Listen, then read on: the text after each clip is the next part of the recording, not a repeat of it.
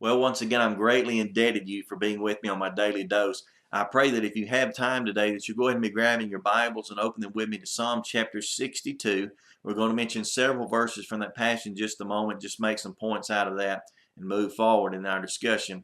While you're going there, I want to tell you my health has been pretty good the last few days. I'm very, very blessed to be able to have improving health each day, to be strengthened a little bit more each day. Of course, I still rest a good bit, especially in the afternoons. I like that little afternoon nap, and that helps me to keep going. Of course, if I eat right and do right, I'll be right. It's basically the way this thing works out, but I'm so thankful to have the help that I do. I'm especially grateful to be with my family. My wife Jennifer, my son Cameron, my daughter Julianne, all of them are greatly loved by me. I don't always express it enough to them. I don't always tell them that enough, but at the same time, I love them dearly, and I'm grateful and thankful and appreciative for every second that I'm able to spend with them, for every opportunity, and I pray that each day I'll learn to appreciate that even more and more. Many a man in my position, as far as those who need transplants, are never able to have the extra time that I've been rewarded, and so I want to use that to spend time with my family, even more than that, that we can all together serve God, because ultimately, no matter what should exist and happen on this side of eternity, if we all live faithfully, we can join one another in heaven. Of course, that'll be the greatest times of all of our lives combined and put together. And so we look forward to that. But we'll spend time here on earth while we can. We'll enjoy that, and we'll serve God the best that we can.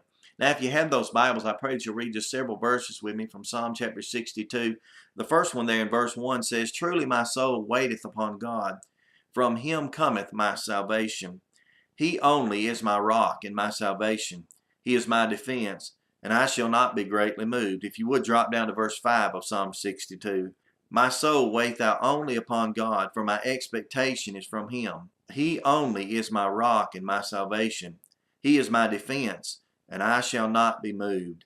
In God is my salvation and my glory, my rock, my strength, my refuge is in God." Concluding there in verse 7.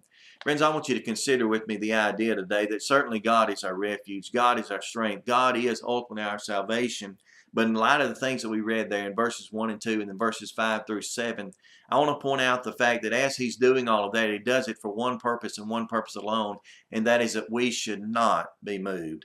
That is, the troubles of this life, the difficulties, the trials in which you endure and I likewise endure on a daily basis should never be able to move us, because God is that rock solid place upon which we stand. You know, Paul told the Corinthians, 1 Corinthians chapter 15 and verse 58, he said, "Be ye steadfast, unmovable, always abounding in the work of the Lord." Why is that, Paul? "For as much as you know that your labor is not in vain in the Lord."